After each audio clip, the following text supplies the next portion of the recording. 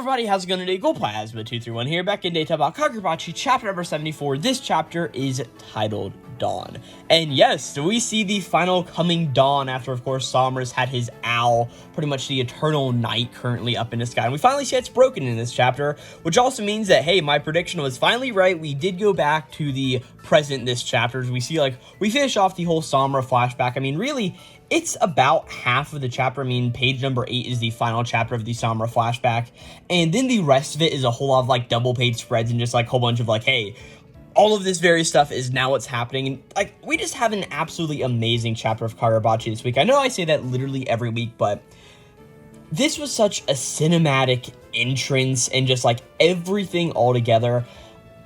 The next few chapters are going to be absolutely crazy, as you'll be getting to at the end of this chapter. But yeah, really, without any further ado, I just want to just hop in and talk about this chapter of Kagurabachi, because like I said, it was absolutely amazing. You get a whole lot of clarification to, of course, what occurred last chapter, and really understanding, like, more about Samura in a way. But like I said, before we talk about this chapter, of course, chapter number 74 of Kagurabachi, you first need to talk about what happened last time in chapter number 73 of Kagurabachi. Last chapter was titled Daybreak, and we had this really whole chapter about Iori and Samura really coexisting with each other until, of course, they weren't coexisting with each other anymore. And, like, Iori was trying to protect Samura from knowing, or of course her father from knowing all the various things about, like, hey, kids are throwing trash at their house, and, like, people are also bullying her at school because she is Seichi Samura's daughter, the daughter of a actual murderer, pretty much.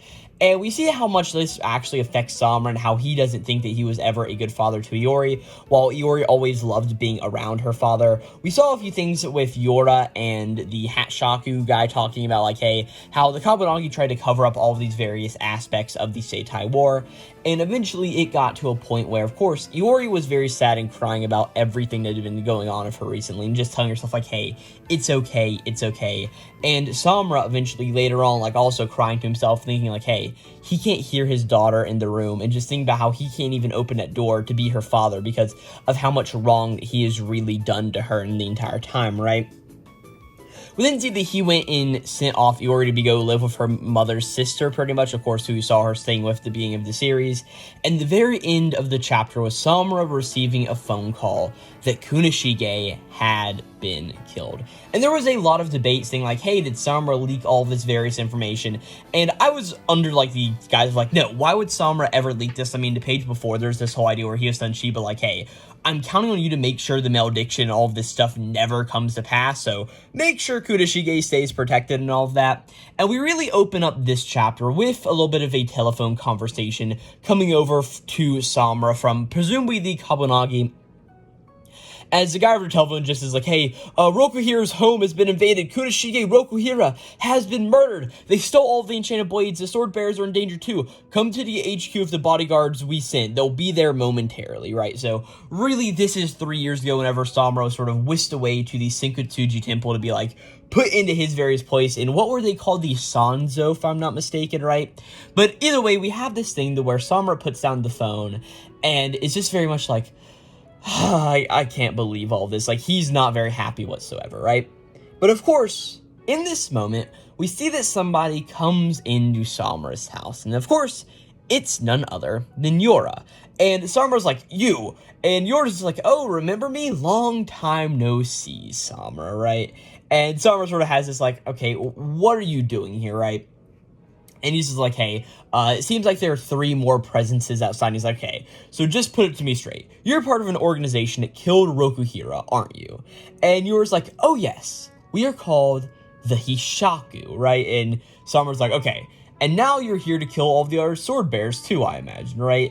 And yours says, like, yes, we already did dispose of one. Of course, we know this was Misaka, the former wielder of the Kodagumo, or Cloud Gouger, as we also, as the Viz translation calls it. I honestly find it a little interesting, like, hey, we have Inten, which wasn't translated. Cloud Gouger or Kodagumo wasn't translated, but then we have, or was translated, but then we have, like, Tobi Mune, we have Kumeyori, like, the other few Jamblades we know about, like, but they weren't translated. I don't know if it was just harder to translate it over or whatever, but just still an interesting move, all things considered. Of course, we have the Magatsumi, which also wasn't translated over, so is what it is at the end of the day, right? But, of course, Samura just asks, like, this question. Iori says we already disposed of one. We have met our quota. I mean, we have limited manpower, after all. I'm here to negotiate with you about the future, Samura. And Samura's like, okay, and what you're going to tell me is if I don't cooperate, you're just going to straight out kill me, right? And Iori just says, like, yes, but you will cooperate. The impending catastrophe is nigh. And Samura's like, hey, screw that and all of your prophecy crap, right? He's like, hey, the seal in the Shinichi is pretty strong to keep it very stable. It was fine that way until you went out and stole it. You are the ones who are trying to unleash another malediction, right?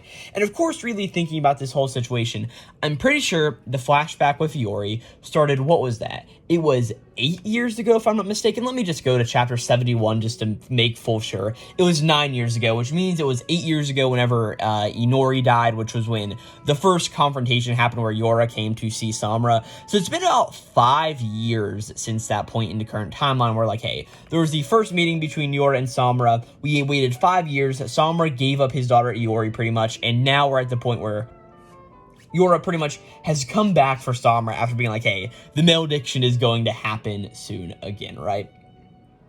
As Yora pretty much just says after Samura says, like, hey, you're the ones who are going to release in our malediction, Yora just is like, hey, not exactly. How can you be so sure it will remain stable? That small country has been sealed off, but the flowers of Shinichi calls still bloom and persist. They're pure spirit energy.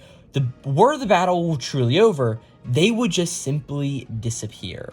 Those flowers are proof that the Swordmaster's bloodlust never waned after the war, which is like, oh my gosh, that's just crazy to think about. This whole idea of like, okay, all of these flowers are spirit energy, which does make sense, and really, the Sword Saint is so upset about all of this still, and like his anger and revenge is not waning at all. So like the flowers are still blooming over this immutable distance. Presumably the Swordmaster is just locked up in this cage. He gets no food, no water. Like I don't even know if he's like being kept alive, how he's being kept alive. It's just like true revenge that is keeping him going. But man, it's just like crazy to really think about. And of course, whenever we saw Kiora go through and use the Magatsumi for the brief second there, all of the flowers that it caused, and I really wonder how the Rakuzachi building is still looking, right? Are there all of the flowers that are still spreading over it and all of that very stuff? I mean, of course, the building did collapse, but is that going to come back as like maybe all of those flowers are slowly blooming out around Kyoto? Like, or not Kyoto, it was Rakuzachi in Tokyo? I'm not, because we're in Kyoto right now in the Kyoto Bloodshed Hotel,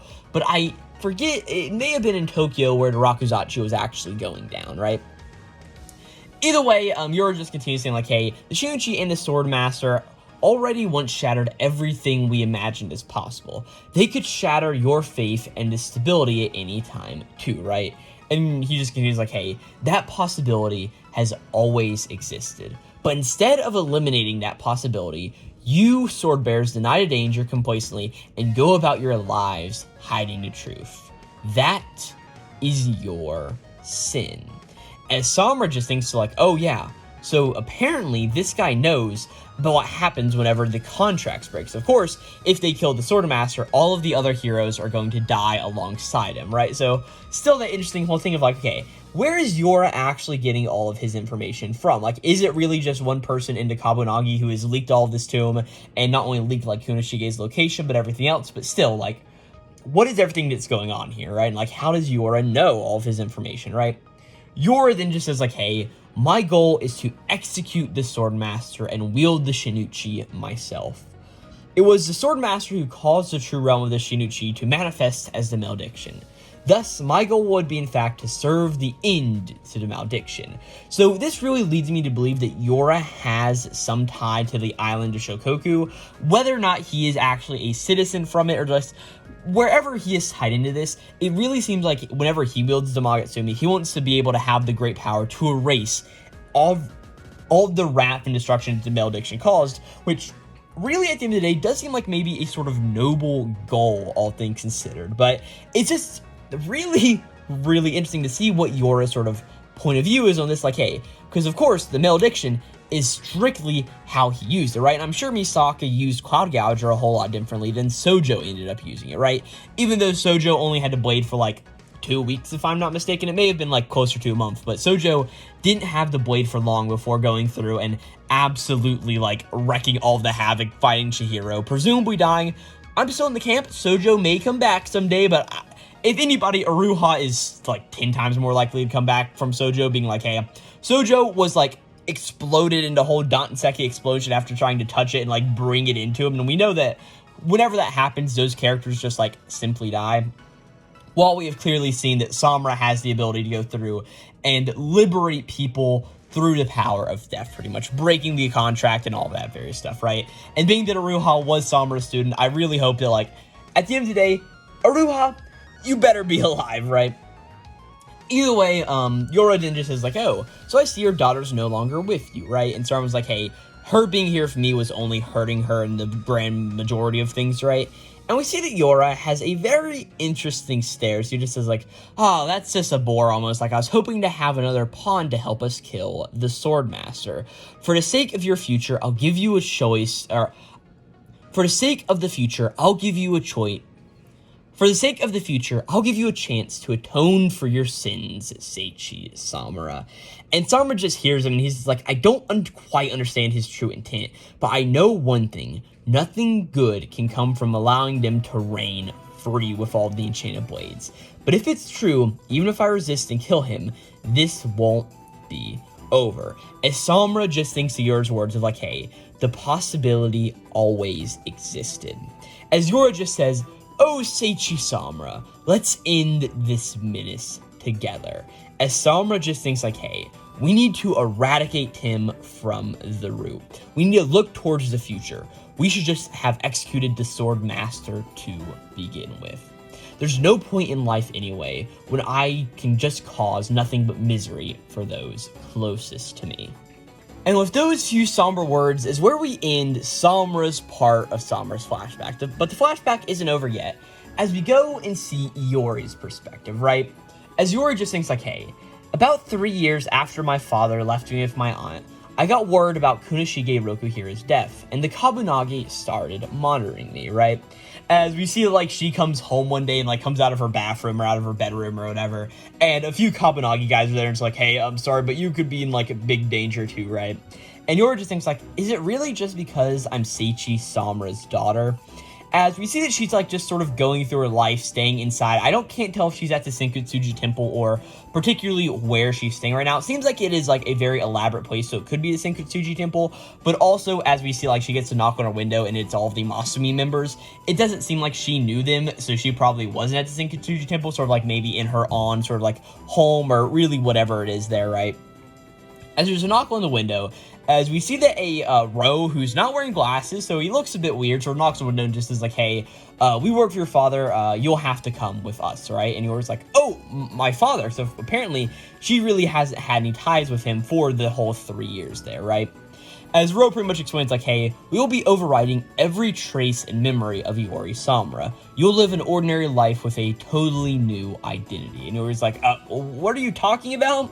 As Ro just says, like, hey, starting now, you're no longer Seichi Samura's daughter. Like, hey, I know it has been really, really hard. As we don't even see Sumi here in the moment, all we see is really just Ro sort of explaining all this to Iori, and then Moku going around and, like, in a triangle sort of pattern, he's, like, setting up all of these interesting lantern-like things. Apparently, like, this is, like, the great amount of spirit energy it takes to do all the sealed memories and all that various stuff, right? But either way, Iori just thinks, like, hey, I as Seichi Samura's daughter, I dealt with slander and violence. As Seichi Samura's daughter, I was a prisoner. But as Seichi Samura's daughter, I got to be with my dad. I got to see my mother's last smile. As we see a small note that Iori got handed before all of her various memories got sealed, and it's just a small note from Samura himself, just saying like, hey, I'm sorry I caused you nothing but pain. Signed, Dad. And we just see that Iori is crying on to this piece of paper. It's like, of course, Samura thinks that all he did was cause her pain. But even through all of that pain that Iori experienced, she still had some of her happiest times of her life with both her father and her mother. And it's with this little panel where we cut back to the present, right? As we see the exact moment where Iori is sort of standing there, holding the blade in her hand, pretty much defending Ikora from all these people. And in the background, through both of the elevators, we see that Hirohiko is pretty much just falling completely on the ground as Chihiro goes through after mastering, or not really mastering, but getting that great example of the EI White Purity style going through, right? As Ro is also here, and he just sort of looks and like, unbelievable, like she's totally gone through and destroyed the seal. As Chihiro sort of looks over, notices Iori really using the blade, and sort of also notices behind him that all of a sudden, Toto has suddenly appeared right next to Hirohiko, and before Chihiro can even react, Toto pretty much uses some like flame magic to pretty much like make the two of them disappear and transport somewhere else, right? And we sort of just like cut it on them as like, Toto's like, oh hey, Hirohiko, right? And Hirohiko's like, oh man, like my sword's softened to blow a little bit, like so the wound's sort of shallow, so I can move a little bit, right? And he's like, hey, I don't need treatment, so get me the enchanted blade, right? And Toto's like, I mean, we have it, as all of a sudden, we see that they really didn't transport, like, themselves too far away, as we pretty much see that Sumi is going over and sees the two of them saying, it's like, hey, I'll handle them, help Iori Chihiro, right? So Chihiro sort of moves over to where Iori is, as Iori just, like, looks down the ground to where Ikora is, and just says, like, hey, Ikora, thank you very much for coming. And Ikora's just like, oh, yeah, sure. As we see that Iori goes through, gets ready to use all of her sword techniques and defend all of these various people, as Chihiro hops up right behind her. Pretty much they're covering each other's backs, defending against all of these various Hishaku sorcerers, right? Or all of these aren't even Hishaku sorcerers, these are just the sorcerers in the Kyoto Bloodshed Hotel who the Hishaku's like, hey, we'll give you some money or something, like there's a bounty on Iori's head currently, right? As Ikora sort of sees all this, is like, whoa, what is, like, all of this stuff going on, right? As Chihiro just says, like, hey, did Mr. Samura teach you sword fighting, Iori? And Iori just is like, yes, though currently it is my first, like, real time with a blade, all things considered. And Chihiro's like, what, like, are you serious? And Iori just is like, hey, as long as I close my eyes, I'm good, right? And Chihiro's like, I don't know if that's really the best way to go around it. As Iori also just thinks to whenever her dad first left her, as she was much younger, and she sort of was holding the sword in her hand, just thought like, hey, if I can get stronger on my own, if I could get strong enough to send all of this stuff flying, maybe he'll stay with me, which is like, Iori, my heart, you're just tearing it apart, right? As all of a sudden, Iori looks up to the sky, and of course, now that she knows the entire situation, she sees the owl visage in the sky and says like, hey, is that my dad up there? And Chihiro's like, yes it is. And she's like, hey, is he watching us? And Chihiro just says like, hey, if the seal is broken, Mr. Samura must be remembering you two. But he can't come and find you now. Mr. Samura is on a mission. As Iori just thinks like, oh yeah, he's on his way to kill all the uncontracted sword bearers. Of course, she understands and knows a little bit of this from the whole moment of like, hey, she heard the talk between Yora and, gosh, why can I not remember his name? Yora. I don't know why Yora and Samura, the conversation between the two of them, I don't know why I was blanking on that for a second, right? But of course, that was like happened whenever she was young, right after her mother had passed, right? And she just looks up to the owl vestige in the sky and she just thinks like, oh yes, I remembered all. She just says out loud like, okay, so it was really meaningless. No matter how much I struggled, my feelings could never actually reach him, right? And Chihiro is very silent as he just like thinks about all of this. And he just thinks whatever Ro and Chiba were saying before, like, hey, if you draw Inten, Mr. Samura might try to just go out and kill you.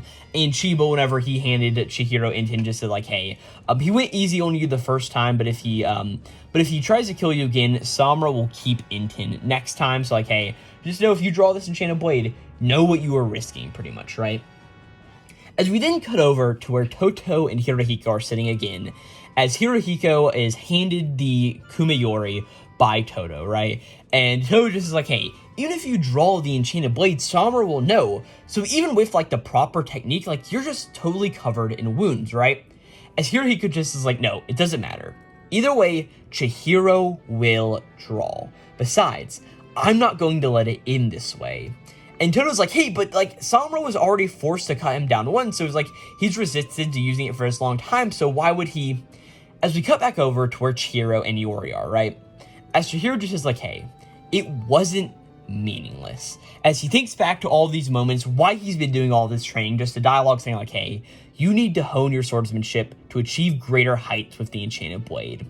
As Chihiro just is like, hey, you can reach him now. As he pulls off the glove with that's on his hand of his teeth, and he reaches down for Inten, right? As he also just thinks about telling Iori like, hey, this is all about whatever you want. As Iori just starts to get really emotional, looking up to the sky and just is like, hey, even if it's just for one moment, I want to see my father. As we see both Chihiro and Hirohiko go through and draw their enchanted blades, declaring both Inten and Kumeiyori. As all of a sudden, the owl in the sky disappears. It's almost like what I imagine to be a flashbang, as the light just like completely brings back to everything. The entire owl is just completely gone, and like, I don't want to imagine how this is for some of these people. Like, hey, imagine if you were just living in constant darkness, and then in a fraction of a second, it's like, okay, all of the light is back here. So all of these crow feathers are just descending from the sky, as Iori is just looking up in this brilliant one single page spread. And then we hear Samura call out the name of Toby Mune. He draws the Enchanted Blade, and we see Samura in the sky above the Kyoto Bloodshed Hotel, flying in the air with these massive wings made out of crow feathers, impendingly looming up there in the sky. As we see Chihiro is standing here, hand on his blade, and of course the good old reverse grip. As he's holding it, his pointer finger is pointed out, as it looks like he's getting ready to use the EI White Purity style. And we see all of the water droplets of Inten starting to come up in this moment.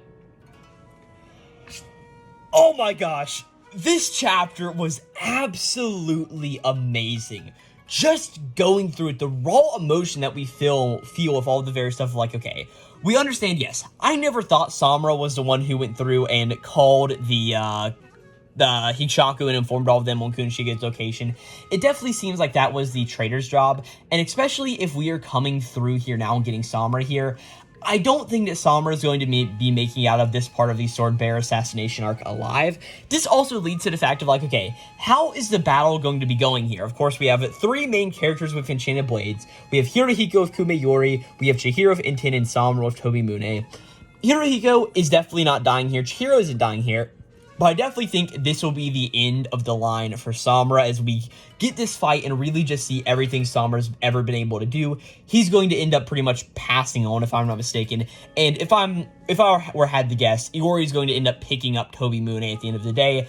I really just think like that's the logical like pace here of like, hey, it just sort of makes a whole lot of sense. But going back to what I was saying, if this is really when we're getting Samura stuff here, it would make a lot of sense if we actually learn who the traitor in the Hishaku is, because of course, at a certain point, it may be like Samura doesn't know like how to continue to keep on going, so he may give that dream to Chihiro in the way of saying like, hey, you are the only one who I can really trust to do all this. I hate to put it on this current generation, but if I'm going to die, at least have a life in front of you and liberate all the other sword bearers, take care of the sword master, and like, hey, protect my daughter for me and all of that various stuff, which Samura's definitely not making out of this arc alive, no matter how I think of it. He's not. So I also think that he may tell like Chihiro who the Kabunagi guy is, and it may be a little bit of an arc to sort of hunt him down and pretty much like see why he betrayed all of the Kunoshige and all of those other people, right? If he really just felt so bad about it. But either way, it's just so cinematic, seeing the flashback, seeing how Yora comes up and, like, this is the confrontation, have all the various stuff about learning, like, hey, the Swordmaster's revenge is, like, such on this high-tier level, it's, like, actually crazy how much he hates literally everybody, right? And then just going through it, like, Iori's getting all of her memories sealed, and then she just, like, literally remembers everything in the moment. We've got these, a few of these little words between, like, Todo and Hirohiko, and I really like how Hirohiko just is like, hey, get me the Enchanted Blade, and he knows it won't matter, because he understands how Chihiro acts at this point, knowing, like, hey, he is going to draw his Enchanted Blade strictly so Iori can see her father again. Like, that is why Chihiro draws his blade. Not for, like, the big battle here. He strictly draws it for Iori's sake, which is just like a really nice moment of of Chihiro putting his revenge on sort of the line on the back burner so he can help out other people. Like, no matter how much of a monster he tries to make himself out as, we all understand that Chihiro really isn't that big of a monster at the end of the day, right? But Hirohiko also realizing that, so understanding that he can use the Kume-Iori, Chihiro can use the N10, and then Samura appears with Tobimune, and like I said, this crazy panel of like these massive black crow angelic wings all much sprouting from Samura. He has got such an entrance here, and I honestly cannot wait for next chapter of Kagurabachi. I don't know what is going to happen, but like, it's going to be a good one, all things considered, right? We do have a chapter next week, which is pretty awesome. Like I said, I really think we're going to be learning about who the traitor into Kabunagi is.